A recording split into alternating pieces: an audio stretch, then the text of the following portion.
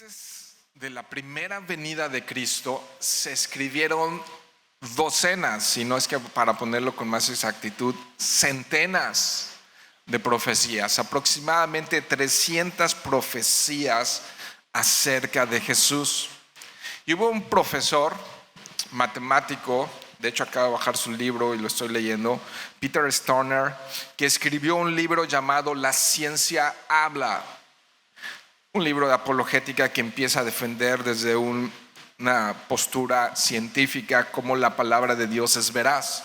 Y en su libro tomó tan solo, escucha esto, 8 profecías de las más de 300 profecías que hay, solamente 8 profecías mesiánicas. Cuando hablamos de mesiánicas, estamos hablando del Mesías, estamos hablando del ungido, estamos hablando del Salvador que fue anunciado, donde él razonó y lo hizo matemáticamente la probabilidad, estamos hablando aquí de probabilidad, de que se cumplieran tan solo 8 profecías en una sola persona, en la persona de Jesucristo. Solo 8 de las más de 300 profecías, llegando a la conclusión que la posibilidad de que eso ocurriera es astronómica. Y para ilustrar esa magnitud, él dijo que es como si llenaras todo el estado de Texas. El estado de Texas es el estado de mayor extensión territorial en los Estados Unidos. Tiene cerca de 700,000 kilómetros cuadrados, ¿no? La República Mexicana tiene 2,000, ¿no? Y entonces te puedes imaginar que es como una tercera parte de la República Mexicana, o si queremos exagerar, casi la mitad de la República Mexicana. Si tú pudieras estar ahí en el estado de Texas y lo pudieras llenar de monedas tipo onzas, ¿no? Una moneda más o menos como de 4 centímetros, y lo pudieras llenar en un espesor de unos 5 centímetros, todo el estado de Texas. Vamos a imaginar esto, de puras monedas de plata, ¿no? Y lo pudieras llenar y echara sobre ese lugar una sola moneda de oro al azar, no sé, la avientas a ver dónde cae, nadie vio dónde quedó la moneda, y tuvieras que meter la mano para sacar esa moneda de ese tamaño. Es la estadística, la probabilidad, de que se cumplieran tan solo 8 profecías en la persona de Jesús. Y se cumplieron más de 300 profecías en la persona de Jesús. Entonces, te puedes imaginar la seguridad y la certeza de lo que está en este libro escrito. La palabra de Dios es perfecta y es confiable. La palabra de Dios es perfecta y es confiable. Entonces, hablando del nacimiento de Jesús, de lo que celebramos en esta temporada, ¿no? A lo mejor ya sabes dónde vas a pasar el fin de año, la Navidad, y ya compraste algunos regalos, y quizá ya tienes todos los planes, ¿no? Ya compraste las cosas para la cena, ¿no? Y muchas otras cosas. Pero no se nos olvide que lo que estamos festejando y celebrando, aunque el mundo entero celebre otra cosa, nosotros estamos celebrando cada aspecto de la vida de Jesús, su nacimiento, su vida en esta tierra, su muerte y su resurrección, ¿no? El Mesías del que estamos hablando, el Dios que se encarnó, dijo esto. Vayan allá a Juan 5, capítulo 5, verso 39. Escudriñad las Escrituras, porque a ustedes os parece que en ellas tenéis la vida eterna. Y ellas, fíjate qué declaración, qué aseveramiento, dice, y ellas son las que dan testimonio de mí. Ellos no tenían el Nuevo Testamento, solo tenían el Antiguo Testamento. Y entonces él le está diciendo a Jesús, a los líderes, a los expertos en la palabra de Dios, lo voy a parafrasear, versión Yoshimesca, ¿no? Es como estudien bien, O sea, se saben capítulos enteros, ¿no? Eso hacían los escribas, ¿no? Y dice, pero estudienla bien, porque ustedes tienen el concepto correcto, que en ellas está la vida. En ellas, en las escrituras está la vida. Y dice, y sí, ellas dan testimonio de mí. Jesús es el único líder a través de la historia que ha asegurado ser el camino, la verdad y la vida. La Biblia, el libro que tenemos en nuestras manos, es el libro más leído en toda la historia, el más traducido a más idiomas, el más estudiado, el más criticado, el más perseguido. Vale la pena simplemente por cultura conocer el libro que asegura tener la verdad y que más ha sido leído en toda la historia, en todas las épocas y en todas las naciones, y que hoy estamos reunidos aquí por esa misma razón. Sigue para el creyente teniendo ese poder y esa vigencia de abrir nuestros ojos y de mostrarnos al Dios que salva, al Dios que da una nueva vida, al Dios que perdona, al Dios que restaura, al Dios que dirige, al Dios que gobierna con poder y con autoridad. Entonces Jesús está diciéndoles ahí a los fariseos, estudien las escrituras. En todas las escrituras hebreas se da claramente promesas de un Mesías. En todos los profetas, en los salmos. Entonces, prepárate porque hoy vamos a leer mucha Biblia. Nos lo acaba de decir Jesús. Entonces este es un mandamiento y nada más vamos a dar como una vista así desde un dron, una vista aérea, ¿verdad? Pero hoy vamos a ver más de 20 profecías en las escrituras que nos hablan de este Mesías, ¿no? Que han sido cumplidas, muchas de ellas, muchas tienen un doble cumplimiento, se han cumplido y se volverán a cumplir en el regreso de nuestro Señor Jesús. Y entonces vamos a ver vamos a ver algunas de tan solo esas 300 profecías que están contenidas en las escrituras. Bueno, nada más, esta no va a ser la primera, pero quiero recordarles la primera que ya vimos la semana pasada, Génesis 3:15, el protoevangelio, ¿no? Y que dice, pondré enemistad entre ti y la mujer, y entre tu descendencia y su descendencia. Esta te herirá en la cabeza y tú le herirás en el talón. Lo vimos la semana pasada.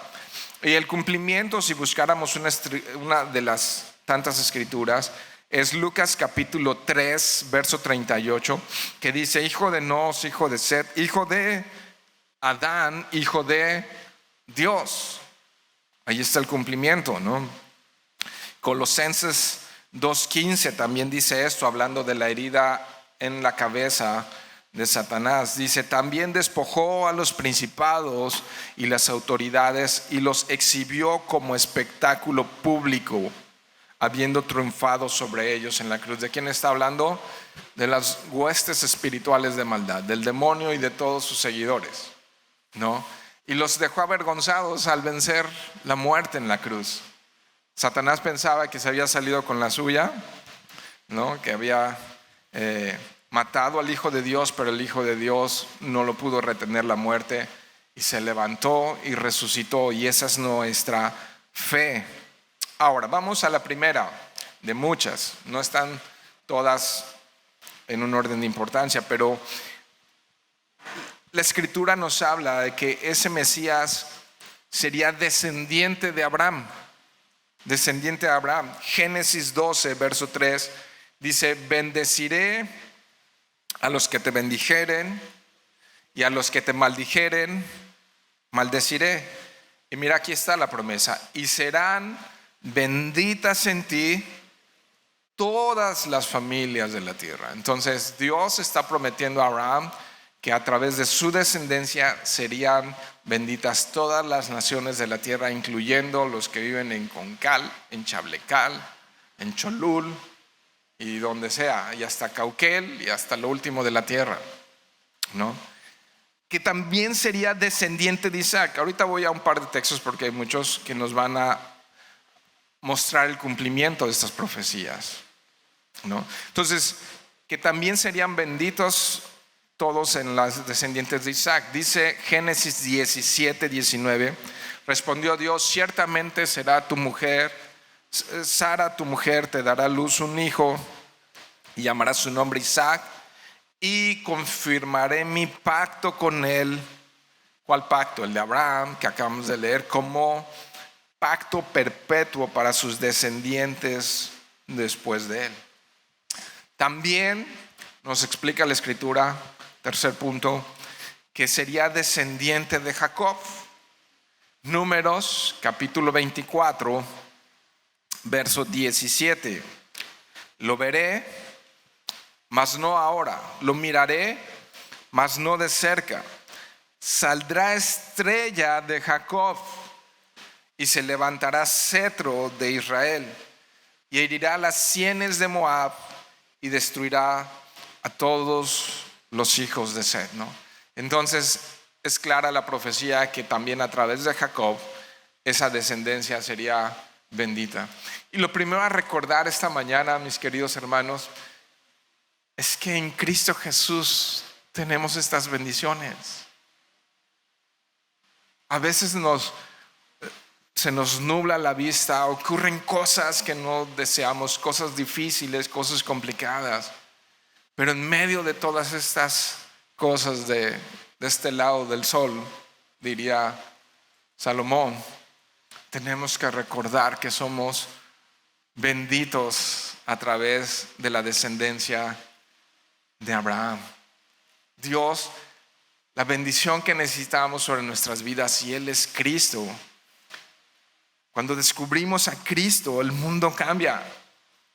Cuando Cristo se revela en nuestras vidas, todo cambia. El propósito, la esperanza. Quizá vivíamos sostenidos por nuestro matrimonio, quizá por los hijos, quizá por las finanzas, quizá por nuestro intelecto, quizá por el reconocimiento, la fama, el poder, lo que sea. Y sabes que eso no llena, y eso produce a veces más dolor y más vacío. Pero cuando muchos de los que estamos aquí podemos dar testimonio, nos hemos encontrado con el Dios de Abraham, con el Dios de Isaac, con el Dios de Jacob, dices: encontré la plenitud en mi vida y ahora estoy pleno. También dice la Escritura que se diría descendiente de Judá, de la tribu de Judá. Génesis 49, 10 me dice esto: el cetro no será quitado de Judá. ¿Cetro de qué? De rey, ¿no? Ni la vara de autoridad de entre sus pies, hasta que venga Silo, y obedecerán los pueblos. No solo de Judá, también nos dice la Escritura, estoy tratando de comprimir estas primeras 5, que sería descendiente ¿de quién? ¿Alguien tiene idea? Del rey David.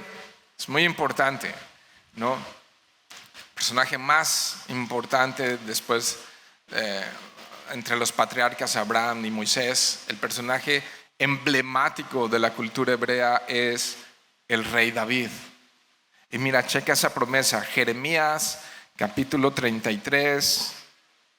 Si vas a los profetas mayores, te vas a encontrar ahí con Jeremías 33, 15. Y dice: en aquellos días y en aquel tiempo, esta es profecía mesiánica, haré brotar a David un renuevo. Ahí está la descendencia prometida de Génesis 3, de justicia, y hará juicio, Él es juez, y justicia, Él es justo, en la tierra. Entonces, descendiente de Abraham, de Isaac, de Jacob, de Judá y de David. Vamos al cumplimiento. Si vas a Mateo capítulo 1, al cumplimiento en la primera venida de Jesús a esta tierra. Mateo 1:1. ¿Estás allá? ¿Sí? ¿La mayoría? Ok, mira lo que dice: el libro de la genealogía de Jesucristo, hijo de David, hijo de Abraham. Abraham engendró a Isaac, Isaac a Jacob, y Jacob a Judá y a sus hermanos. ¿Puedes ver esas 5? Ahí están. Ahora vamos a un punto más. En el Evangelio de Lucas también viene parte de esta respuesta y de esa genealogía. Vea Lucas capítulo 3, Mateo, Marcos, Lucas y antes de Juan. Y entonces en el 3:33, mira lo que dice: hijo de Aminadab, hijo de Aram, hijo de Rom. Está hablando de Jesús. Hijo de Fares, hijo de Judá, hijo de Jacob, hijo de Isaac, hijo de Abraham, hijo de Tare, hijo de Nacor. No, entonces puedes ver nuevamente ahí en el Evangelio la diferencia que hay entre estas genealogías. Una es la genealogía de parte de María y la otra es de parte de José, su padre adoptivo, pero ahí están en las dos genealogías, tanto de parte de María como aún la, digamos, moral de parte de José. Jesús cumplió con esas profecías. Ahora, vamos a una sexta profecía.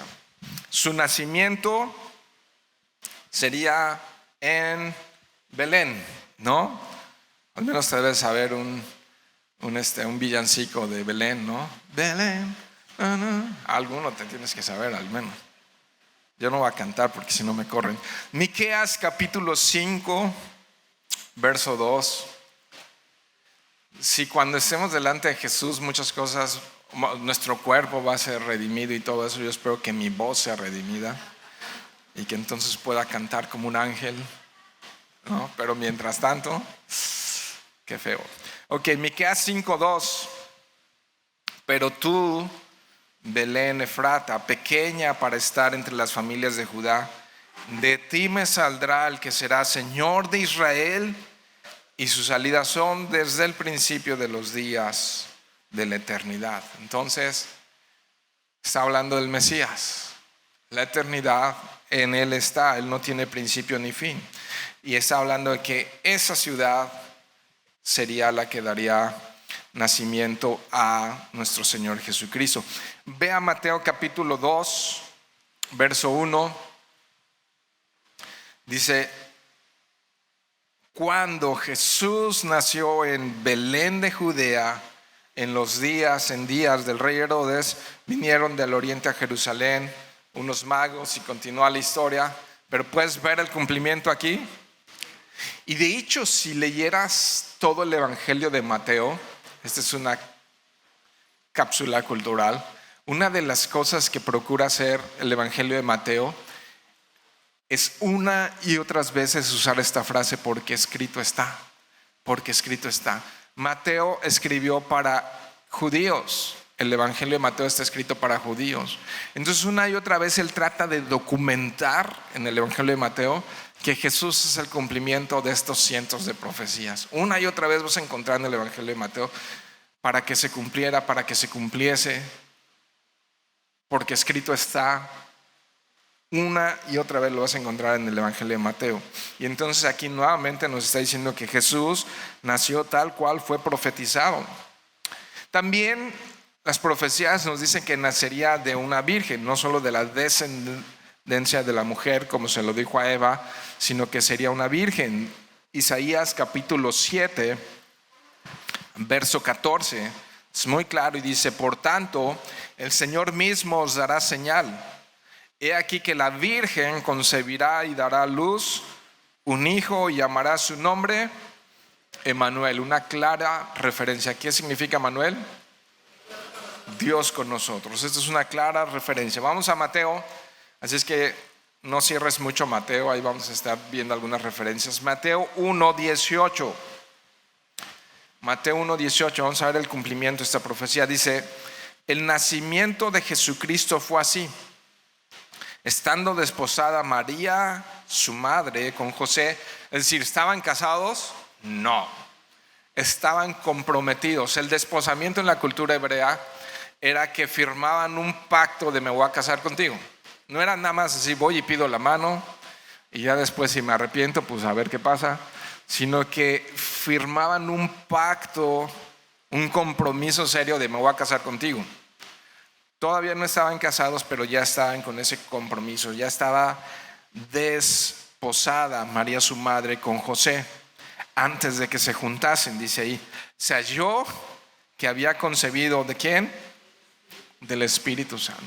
Y si ves ahí, fue tan sorpresivo para todos, una mujer de mucha reputación, de todo, y de repente José tiene que guardar el secreto de que ella está embarazada para no difamarla, porque nadie le creería. ¿Cómo que embarazada? ¿De quién o cómo? Si tú y yo no nos hemos juntado.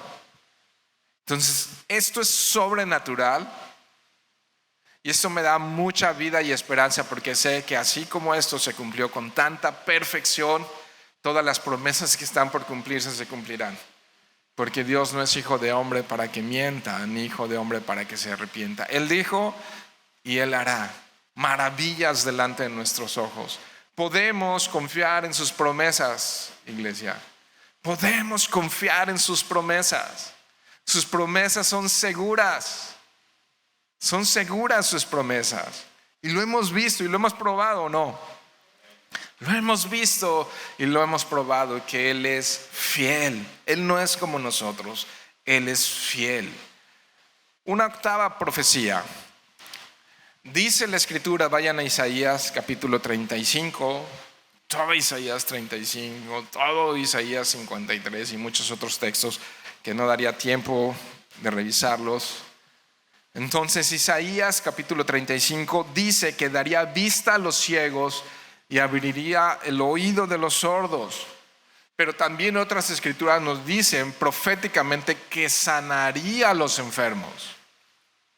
O sea, cosas también sobrenaturales, ¿no? Dice la profecía, Isaías 35:4. ¿Estás allí? Como son muchos textos, yo tengo que preguntar si ya están allí para sentir que no voy solo en el camino. Decid a los de corazón apocado. ¿Cómo estaban? Los que están en prueba, los que están en dificultad, los que han pasado por dolor, por pruebas. Esforzaos, no temáis. He aquí vuestro Dios viene con retribución. ¿Qué es eso? Con pago. Dios mismo vendrá y os salvará. Y aunque de este lado del sol ocurran muchas cosas, la promesa fiel es esta. Y tenemos la seguridad y la confianza a los cristianos que un día le vamos a ver rostro a rostro. Y dice la Escritura que Él fue, y hay que recordar esto todas las veces que podamos. Le da sentido y dirección a nuestra fe, que Él fue a preparar un lugar para nosotros, para que donde Él esté, ¿no te emociona saber que un día le vamos a ver y que Él enjugará cada lágrima? Él va a enjugar cada lágrima. Y dice entonces, y os salvará. ¿Qué más dice el 5? Entonces los ojos de los ciegos serán abiertos y los oídos de los sordos se abrirán. Entonces el 6 dice, el cojo saltará como un ciervo y cantará la lengua del mudo, porque aguas serán cavadas en el desierto y torrentes en la soledad. Eso ya pasó cuando Jesús vino por primera vez a esta tierra. Y muchos, cientos, miles fueron testigos de esto. Si vas allí mismo en Isaías al capítulo 53, hablando de las enfermedades, Isaías 53:4, dice, ciertamente, ¿checas cómo comienza el verso? Ciertamente llevó Él nuestras enfermedades y sufrió nuestros dolores, y nosotros le tuvimos por azotado, por herido de Dios y abatido. ¿Quién es? ¿De quién habla Isaías 53? De Jesús. Y abatido y crucificado y escupido en la cara, y le pusieron una corona de espinas y lo golpeaban con un palo y un vendolaje en los ojos, y le decían, profetiza si eres el Hijo de Dios. ¿Quién fue el que hizo eso ante ti, no? Pero ¿sabes qué estaba haciendo Jesús en la cruz? Estuviste el domingo pasado, la maldición que llegó sobre el hombre, toda la maldición que llegó sobre el hombre en Génesis, Jesús la cargó sobre de sí mismo, para que un día no haya más llanto, no haya más enfermedad, no haya más dolor. Él cargó todo eso sobre de sí mismo. Ahora, parte del cumplimiento físico providencial. Vamos a Mateo capítulo 11. Mateo 11, verso 4. Ya vamos en la octava profecía. Y es que Jesús nos dijo hoy eso, ¿verdad? Ustedes les parece que en ellas está la vida y ellas hablan de mí, y entonces chequen lo que está hablando de mí, y eso estamos revisando, lo que habla de él. Entonces Mateo 11:4, el cumplimiento de esas profecías que leí en Isaías, dice: respondiendo Jesús les dijo: id y haced saber a Juan las cosas que oís y veis.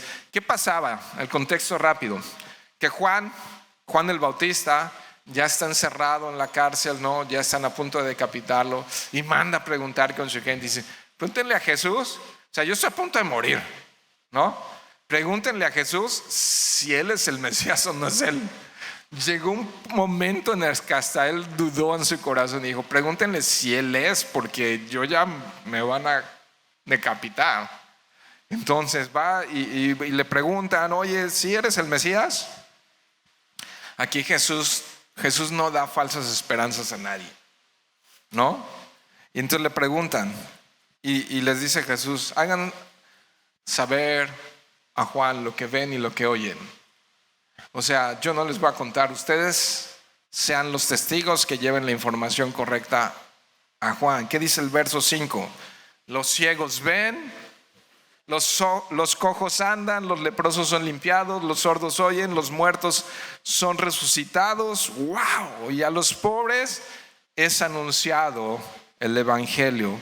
Y bienaventurado, escucha esto: dichoso, feliz el que no halle tropiezo en mí, dice Jesús. Aquellos que reciben a Jesús y creen en él como un niño, y creen en él, dice bienaventurado, porque ya está un poco tropezando el corazón de Juan el Bautista, ¿no? Y entonces esto se complementa con el verso 6 y le dice: bien, dichoso el que no halle tropiezo en mí. Ahí mismo en Mateo, si regresas unas páginas, en el capítulo 8, porque les hablé de dos cosas, de estas sanidades y también de enfermedades. Mateo 8:16 me dice: y cuando llegó la noche, trajeron a él muchos endemoniados. 8:16, ¿estás ahí? Y con la palabra echó fuera a los demonios y sanó a los enfermos. ¿Quieres oír otro testimonio de esto? Vayan al Evangelio de Juan. Había un hombre, muchos de ustedes han oído hablar de él, era un líder religioso y había ya una tremenda persecución queriendo quitar la vida a Jesús. Entonces ponerte del bando de Jesús era súper peligroso, y este hombre, que era un líder religioso de los judíos, un fariseo, se presenta con Jesús de noche, hace una cita con Jesús de noche para indagar, para investigar si él realmente es el Mesías del que hablan todas estas profecías. Y entonces en Juan capítulo 3 tiene ese encuentro con Jesús. Dice ahí el verso 1: había un hombre de los fariseos que se llamaba Nicodemo, un principal, o sea, una autoridad importante entre los judíos. Este vino a Jesús de noche. Mira lo que le dice: Rabí, sabemos que has venido de Dios como maestro. Primero, que sus enseñanzas, no había duda que era un hombre de Dios. Cuando Jesús hablaba, boom, ¿no? Porque nadie puede hacer las señales que tú haces. O sea, resucitaba muertos, liberaba demonios, andaba sobre las aguas, calmaba el mar y las tormentas. Ese es el Dios en el que creemos, amada iglesia. Este es el Dios en el que... Y entonces él está, dice: tengo que hablar con él. No puede ser, nadie puede hacer lo que él hace si no está Dios con él, ¿no? Y faltaba que le dijera: Emanuel, Emanuel es el que está profetizado, soy yo. Isaías 53, vayan allá. La novena profecía es que nos dice Isaías 53, es riquísima en hablarnos de la tormenta que vivió Jesús. Isaías 53 nos dice que sería rechazado, pero también dice la escritura que sería odiado sin razón, odiado sin causa. Isaías 53:3 dice: despreciado y desechado entre los hombres, varón de dolores, experimentado en quebranto. Wow. Y como que escondimos de él el rostro, fue menospreciado y no lo estimamos. ¿Qué pasó? Dice Juan: a los suyos vino y los suyos no le recibieron. Ese es cumplimiento. Juan 1:11, por cierto, ese es cumplimiento. Juan 1:11 es cumplimiento, pero dice: a los suyos vino y los suyos no le recibieron, lo rechazaron. Sí, pero estaba anunciado. Todas estas cosas no tomaban por sorpresa a Jesús. ¿No es increíble? Esto no agarró así como: ay, qué mala onda, me rechazaron. No, y como que a veces, mira, esto es bien tremendo, porque si lo rechazaron a él, también nos van a rechazar a nosotros. Y él no se sintió. No fue jarrito de Tlaquepaque. Mis queridos hermanos, si el mundo nos aborrece, sepamos que a él también lo aborrecieron, ¿no?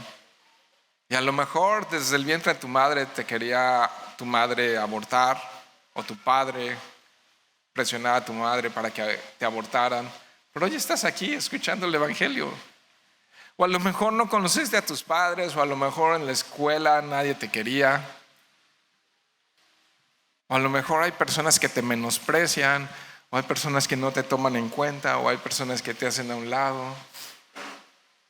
A Jesús le hicieron lo mismo. Y ejemplo tenemos, porque no solamente murió para salvarnos, sino para que también sigamos sus pisadas, para que también tomemos ejemplo de él. Él fue menospreciado, y no dudo que nosotros también seamos menospreciados. Ya leímos 53:3, ¿verdad? Vamos al Salmo 38:19. Dice: porque mis enemigos están vivos y fuertes, y se han aumentado los que me aborrecen sin causa. Todos los teólogos saben que este verso es mesiánico. Todos los que me aborrecen sin causa. Está hablando de Jesús. Ahora vamos al cumplimiento. Ya leí, ya expresé Juan 1:11, pero vamos a Juan 15. Vayan todos allá. Búsquenlo, porque voy a leer varios versos de Juan 15.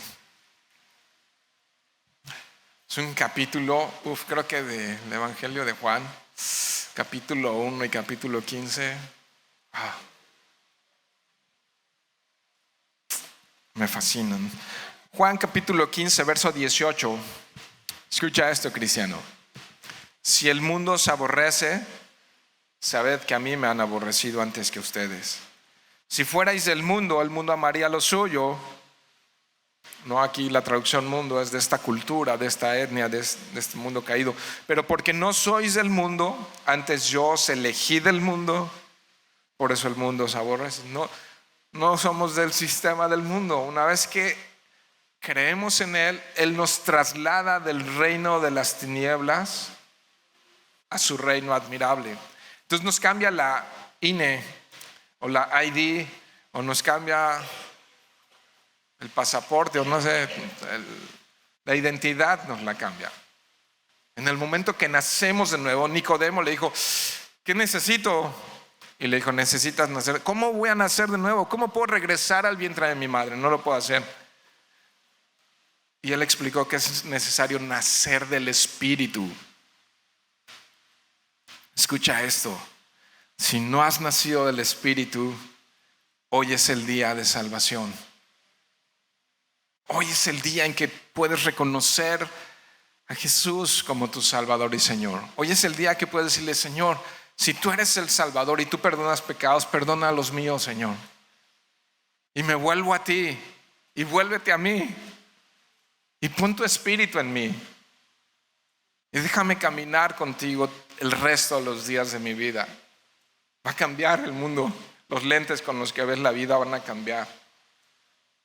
No endurezcas tu corazón, entrégale tu vida a Jesús. Y entonces, ¿qué dice? Si fueran del mundo, otra vez leo el 19, el mundo los amaría amaría lo suyo, pero porque no son del mundo, antes yo los escogí del mundo, por eso el mundo los aborrece. Nueva identidad. Verso 20, acuérdense de la palabra que yo les he dicho. El siervo no es mayor que su Señor. Si a mí me han perseguido, también a ustedes los perseguirán. Si han guardado mi palabra, también guardarán la vuestra. Mas todo esto os harán por causa de mi nombre, porque no conocen al que me ha enviado. Si yo no hubiera venido ni les hubiera hablado, no tendrían pecado, pero ahora no tienen excusa por su pecado. El que me aborrece, a mí, también a mi Padre aborrece. Si yo no hubiese hecho esto, si yo no hubiese hecho entre ellos obras que ningún otro ha hecho, no tendrían pecado. Pero ahora han visto y han aborrecido a mí y a mi Padre. Verso 25. Pero esto es, ¿qué dice? Para que se cumpla la palabra escrita en su ley. Profecía cumplida. Que lo aborrecerían, esto es profecía cumplida. Sin causa, ¿qué dice la profecía? Sin causa me aborrecieron. 10ª profecía.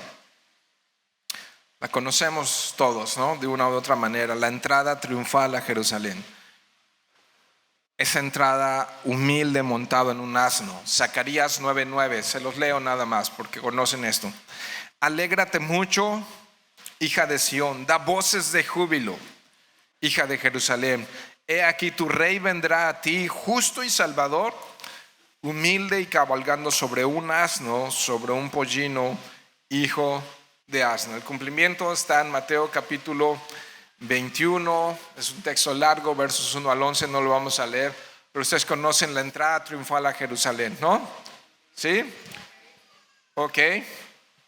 La cita, por los que están anotando, es Mateo capítulo 21, los primeros 11 versos. Ok, 11ª profecía. Traicionado por un compañero muy cercano, vendido por 30 piezas de plata. La profecía, Salmo 41:9.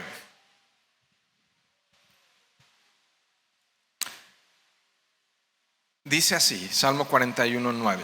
Aún el hombre de mi paz en quien yo confiaba, el que de mi pan comía, alzó contra mí el calcañar. Y todos sabemos, cumplimiento, evangelios, está registrado en los evangelios. Marcos capítulo 14, verso 10.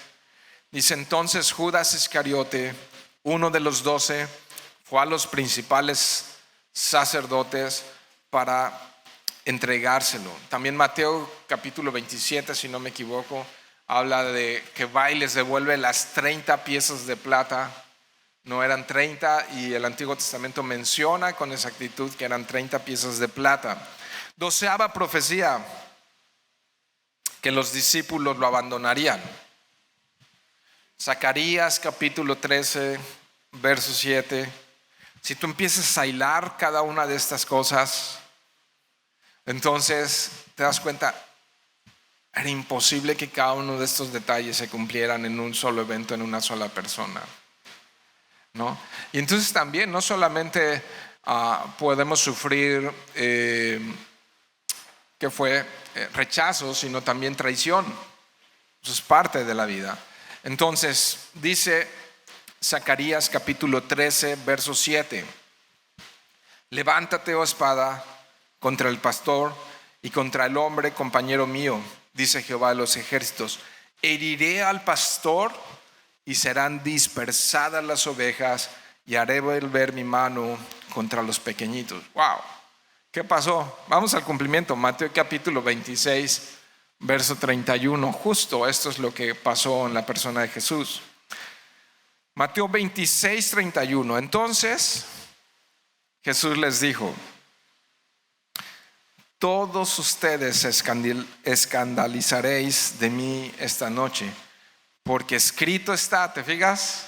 Profecía, cumplimiento. Porque escrito está: heriré al pastor y las ovejas del rebaño serán dispersadas, ¿no? Entonces una y otra vez, una y otra vez, una y otra vez. Mateo capítulo 26, ahí mismo, pero en el 56, si tú lo quieres leer después con tiempo, nos habla de que allí se fueron todos, lo abandonaron y lo dejaron solo a Jesús, se quedó solo, lo abandonaron prácticamente a Jesús. Vamos por la 13ª. ¿Todavía estás conmigo? Estamos haciendo lo que nos dijo Jesús: escudriñenlas, ellas hablan de mí. Dice que Él callaría su boca delante de sus acusadores. Profecía, Isaías capítulo 53, verso 7. Doy tiempito para que lo encuentren. Yo ya traigo los versos en mis notas, así es que no crean que soy muy rápido, sino que ya las tengo aquí y es más fácil.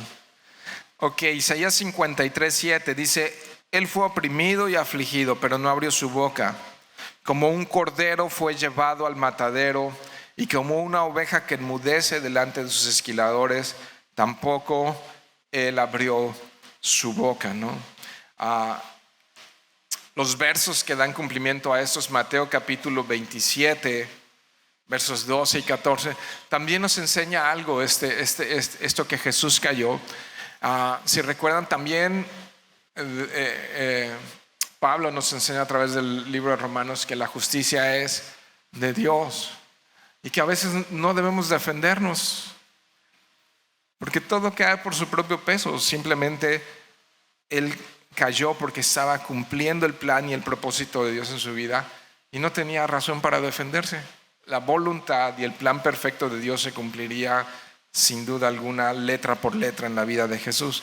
Así que Mateo 27, en los versos 12 al 14, más o menos dice así: y siendo acusado por los principales sacerdotes y por los ancianos, no respondió nada. Entonces Pilato le dijo: ¿no oyes cuántas cosas testifican contra ti? Él no respondió ni una palabra, de manera que el procurador se maravillaba muchísimo, ¿no? Wow, no se defiende, ¿no? Y yo, a ver, dime, porque yo tengo poder para sacarte de este apuro, ¿no? Y Jesús no se defendió. Y hay muchos otros versos más que hablan de esto. Ok, otra profecía. ¿Qué harían con la ropa de Jesús? Echarían suertes. Salmo 22, no nos queda duda que es un salmo mesiánico, profético mesiánico. Salmos 22, 18 dice: reparten entre sí mis vestidos y sobre mi ropa echan suertes. Allí mismo en Mateo 27, donde estábamos, en el verso 35, dice que cuando lo hubieron crucificado, repartieron entre sí sus vestidos, echando suertes, para que se cumpliese lo dicho por el profeta. ¿Te fijas? ¿Para qué? Para que se cumpliese lo dicho por el profeta. Partieron entre sí mis vestidos y sobre mi ropa echaron suertes. 15ª profecía. Dice la escritura allí mismo en el Salmo 22, donde estábamos, en los primeros versos, que sufriría burlas mientras estaba en la cruz. Salmo 22, versos 7 y 8 dice: todos los que me ven, fíjate, es tan claro esto, se burlan de mí, estiran los labios y mueven la cabeza diciendo: en el Señor confió, que Él lo rescate, que lo libre, ya que de Él se agradó, ¿no? Cumplimiento está ahí mismo en Mateo capítulo 27, es la misma escena, es el mismo momento. En los versos 41 al 43 dice: de igual manera, aún los principales sacerdotes, junto con los escribas y los ancianos, se burlaban de Él y decían: ¿a otro salvó? A sí mismo se puede salvar. ¿Es rey de Israel? Que descienda ahora de la cruz y creeremos en Él. ¿Ha confiado en Dios? Que lo libre ahora si lo quiere, porque dijo: soy hijo de Dios. Hijo de Dios está con mayúsculas. Eso es un título de deidad. Está claramente la escritura diciéndonos que Él no es un simple hombre como tú y como yo. Él es el Hijo de Dios. Él tiene esta doble naturaleza. Es 100% hombre, y es 100% Dios. Todos los atributos de la deidad están en Jesucristo, ¿no? Entonces allí se están burlando. Es probable que muchos se burlen de nosotros por ser cristianos. 16ª profecía. Vamos a descubrirlo ahí en el Salmo 22. Vayan al Salmo 22, 15.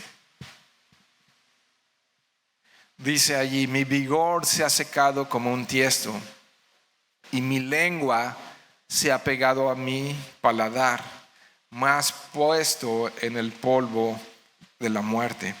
¿Qué dice esta profecía? Que él tendría sed. ¿Cuándo? Mientras estaba en la cruz. Este Salmo 22, todos saben que es un salmo profético mesiánico. Y el cumplimiento, ahí está Juan capítulo 19, verso 28, cuando dice: tengo sed, ¿no? Fíjense, el Dios del universo, el creador de todas las cosas, Él pudo haber enviado ángeles a que le suministraran agua, pero nos está enseñando, aún en su debilidad, en su humanidad, el perfecto cumplimiento de todas estas profecías para agradar al Padre. Y para que tú y yo hoy, en este domingo tempranero calurosito, podamos venir y leer esto y maravillarnos. Con qué precisión, con qué perfección cada una de las escrituras se cumplió. Ya vamos en la 17, ¿no? ¿Y sabes algo? Con 8 de estas nos volveríamos locos que se hayan cumplido en una sola persona, en un solo evento. La 17ª, que no le quebraría ni un hueso. Era práctica común romperle los huesos a los que crucificaban. ¿Qué crees? Con él hice una excepción y no le quebraban los huesos. Dice la profecía en el Salmo 34, verso 20: Él guardará todos sus huesos, ni uno será quebrantado. Cumplimiento, Juan capítulo 19, verso 33, dice: pero cuando llegaron a Jesús, como le vieron ya muerto, no le quebraron las piernas. Vaya, los soldados romanos encargados de esto crucificaban a cientos de personas, eran expertos en esto, y cuidadito con que fallaran con uno solo de ellos, porque a ellos mismos los decapitarían. Era imposible que fallaran los soldados en su tarea. Era su chamba y lo hacían todos los días, crucificar personas. Por ahí, de casi finales del siglo I, se dice que crucificaron a tantas personas que se acabó la madera. Ya no había palos para crucificar gente. Los romanos eran expertos en esto, y entonces a Jesús no le quebraron ni un solo hueso. 18. Atravesarían su cuerpo después de su muerte. Dice Zacarías 12:10: y derramaré sobre la casa de David, allí está más cumplimiento, y sobre los habitantes de Jerusalén un espíritu de gracia y de súplica. Mirarán al que traspasaron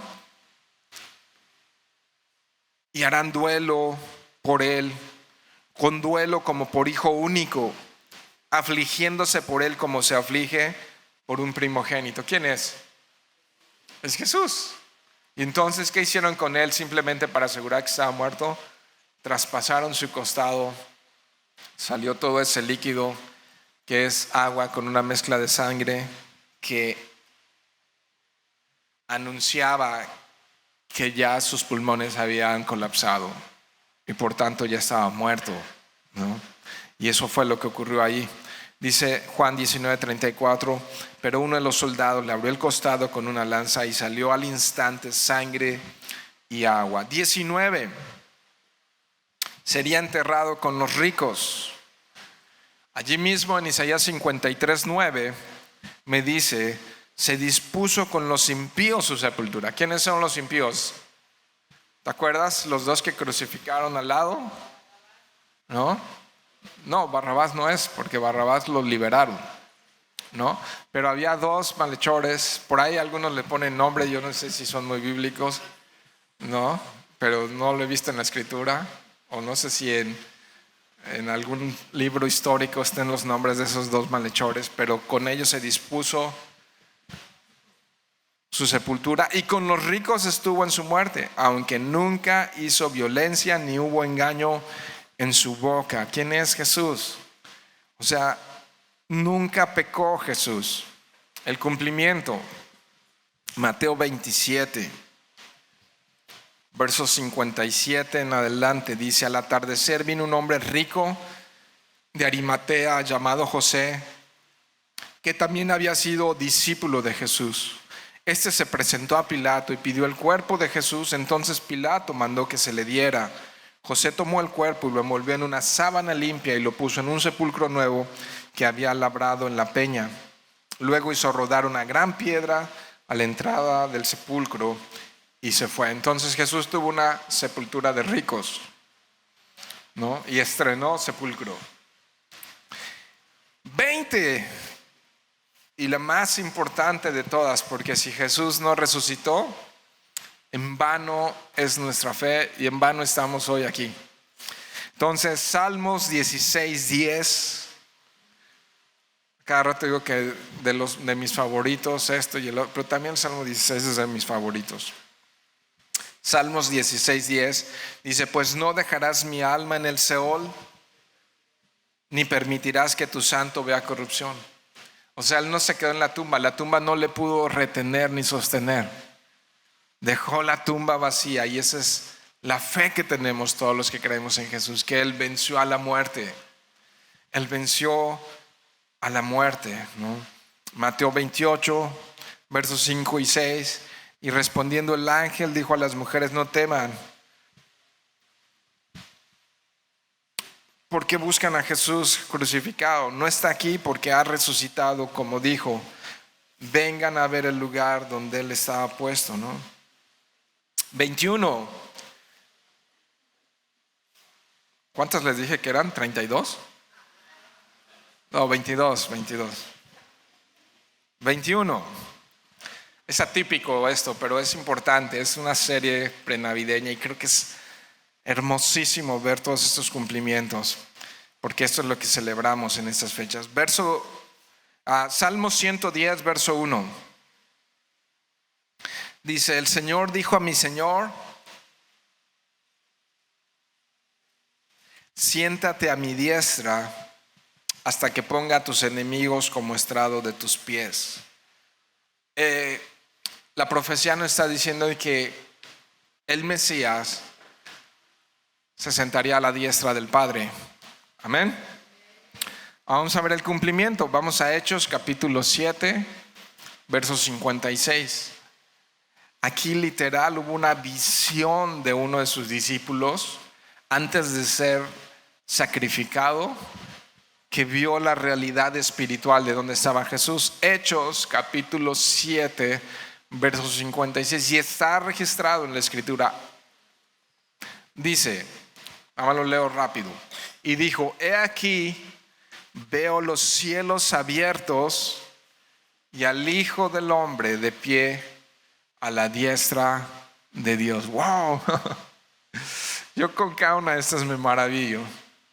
Entonces, un hombre en la tierra viendo la visión, a punto de ser sacrificado y dándose cuenta que Jesús está a la diestra del Padre. ¿Qué me recuerda esto también? Escucha esto, iglesia. ¿Qué abogado tenemos para con el Padre? A Jesucristo. ¿No te emociona tener un abogado 24/7, 365? Si hoy no has fallado, al ratito vas a fallar. En el día te vas a enojar ahí cruzando el puente o no sé dónde. O vas a ser egoísta o insensible, o vas a tener malos pensamientos acerca de alguien. Y Él está allí intercediendo por nosotros. Él está allí. Esto es un recordatorio glorioso. Bueno, maravillarnos con cada una de estas cosas. Y tiempo falta para poder revisarlo y maravillarnos, porque tenemos abogado para con el Padre, a Jesucristo el justo. ¿Lo crees? Lo vamos a necesitar en cualquier momento. Lo vamos a necesitar. Última y muy importante, la estudiamos hace poco en Hebreos. que sería sacerdote según el orden de Melquisedec. Nadie podía hacer ni cumplir con eso porque el sacerdocio que había en el templo venía solamente a través del sacerdocio de Aarón y no a través de Melquisedec. Entonces, la profecía en el Salmo 110, verso 4 es muy explícita. Dice, el Señor juró, vayan, doy tiempo porque ya es la última y creo que es maravilloso esto. Salmo 110, verso 4. El Señor juró y no se retractará. Tú eres sacerdote para siempre según el orden de Melquisedec. Vamos al Nuevo Testamento. Hebreos capítulo 6, verso 20.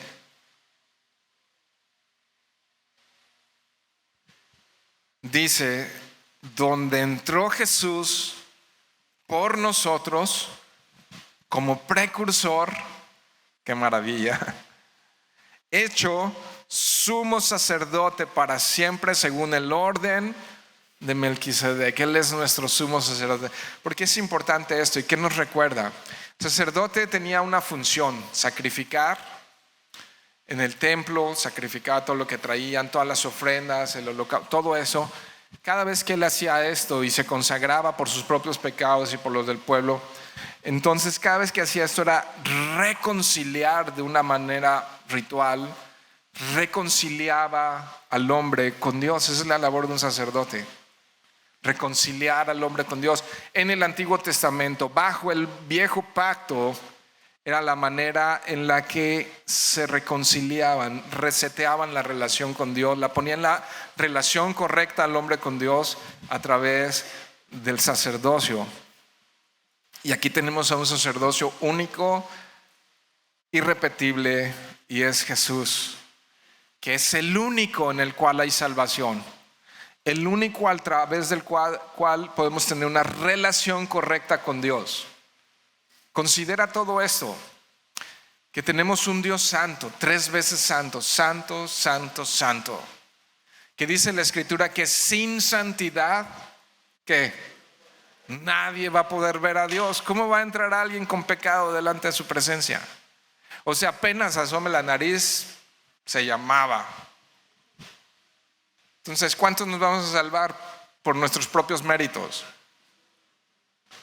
¿Cómo le vamos a hacer para entrar confiadamente a la presencia de Dios sin temor, sin miedo de lo que habla Juan? ¿Cómo vamos a echar fuera el temor de estar un día delante de la presencia de Dios y verle cara a cara y besarlo y abrazarlo y llorar y no sé cuánto más vamos a hacer ahí? ¿Cómo le vamos a hacer si somos pecadores? Necesitamos al sumo sacerdote según el orden de Melquisedec, a Jesús. Él nos pone a través de su sacrificio perfecto por su sangre derramada en la cruz. Él nos pone en la relación correcta con el Padre. Solamente a través de Él podemos ver cara a cara a nuestro Dios. Y aquí terminamos con esta, pero creo que es maravilloso recordar todo esto. Una de tantas, ¿no? Aquí el autor de Hebreos está diciendo, este es Jesús, el que dio cumplimiento al Salmo 110, verso 4. Ahora bien, terminemos orando, pero esto, todo lo que se anunció acerca de Jesús, todo lo que se profetizó, se cumplió. Y todo lo que falta por cumplirse se cumplirá. Cada una de estas profecías y cada uno de estos cumplimientos, si es que lo creemos, debe transformar nuestra manera de vivir por completo. Anhelando ser más como Él, anhelando tener su mente, anhelando tener su espíritu, anhelando amar como Él ama, anhelando perdonar como Él perdona, anhelando servir como Él sirve, anhelando ser como Él es, si es que nos atrevemos a decirle, Señor, porque en algún día, quizá algunos vayan a escuchar decir de Él, ¿Por qué me llamas Señor, Señor? ¿Por qué me llamas Señor, Señor? Si ni me conoces ni te conozco. Entender estas realidades debe cambiar la manera, el propósito en el que vivimos. Entender estas realidades nos debe inspirar, nos debe de animar, nos debe fortalecer, nos debe dar esperanza, nos debe de dar dirección, nos debe de dar vida. Ese es el gran propósito al que vino Jesús. Vayan, cerramos en Juan 10:10 y oramos. A eso vino Jesús, a salvarnos, a rescatarnos de la destrucción. Sin Él vamos derecho a la destrucción, a la muerte eterna. Con Él vamos derecho a la vida eterna.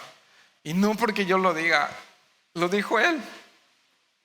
Juan capítulo 10, verso 10. Grábalo en tu corazón. El ladrón no viene sino para robar, matar y destruir. Y esto ha ocurrido, ¿no? Muchas veces en nuestras vidas, los efectos del pecado y de nuestro enemigo espiritual que es Satanás, queriendo dañar, queriendo herir, queriendo transgredir nuestras vidas.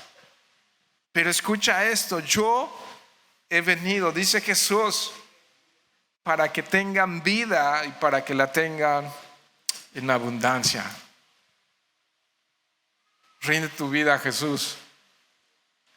Rinde tu vida a Cristo y recibe el regalo de la vida eterna. Ese es el propósito por el cual vino Él a esta tierra. Y esta es la verdadera razón de la Navidad. Dios, gracias te damos esta mañana. Tú nos dijiste, escudriñen las Escrituras, porque a ustedes les parece que en ellas está la vida y ellas dan testimonio de mí, Señor.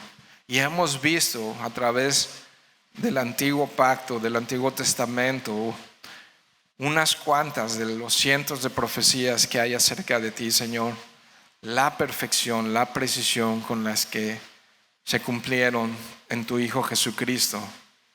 Y podemos confiar y podemos estar seguros en medio de las malas noticias, en medio de la tempestad, en medio de la naturaleza caída, Señor. Podemos confiar que tú eres fiel y verdadero, Señor. Que tus promesas se van a cumplir sí y amén, Señor. Se van a cumplir tus promesas porque tú eres soberano y eres rey. Y no depende de nosotros, depende de ti, Señor. Todo lo que tú has dicho se cumplirá porque tú eres así, tú eres fiel y tú no cambias. Entonces estamos agradecidos contigo, Señor. Y hoy podemos ver la belleza de Cristo a través de las Escrituras. Ver la belleza de quién eres tú y quién es tu Hijo, Señor. Y gracias por tu Espíritu Santo que abre nuestros ojos y nuestro entendimiento para alumbrarnos las Escrituras y entenderlas, Dios. Ahora rogamos que tú nos enseñes cada día a vivir bajo ese entendimiento, Señor, bajo la esperanza gloriosa que hay en tu Hijo Jesucristo, Dios. Gracias te damos por tu palabra, Señor. Gracias te doy por esta congregación y bendícela, Señor. Y aprovecho también, Señor, esta oración delante de ti para pedir tu bendición sobre los que están pasando por pruebas, por necesidad, por los que les falta dirección, por los que están caídos, apocados, débiles, por los que están en necesidad y aún por los enfermos, Dios, también por los que van a viajar. Señor, te pido por todos ellos, bendice y guarda tu iglesia, Señor, así como dice el Salmo 91, Señor, como debajo de tus alas, como bajo tu sombra, Señor, que podamos habitar. Bendícenos, Señor, y te ruego, mi Dios, que si aquí hay alguien que ha escuchado por primera vez esta buena noticia y ha escuchado, Señor, que en ti hay vida abundante, hoy sea el día en que puedan reconciliarse contigo. Hoy puedan pedirte perdón, mi Dios, y hoy lo puedan recibir tu perdón. Hoy puedan creer en ti y te puedan recibir como su único Salvador y Señor. y que tú puedas poner tu Espíritu Santo dentro de ellos y sellar sus vidas como propiedad tuya, Señor. Entonces te ruego por todos aquellos que no te conocen, que hoy sea el día de salvación en sus vidas, mi Dios. Y te ruego también, Señor, por toda esta congregación, Dios, en el nombre glorioso de Cristo Jesús. Amén.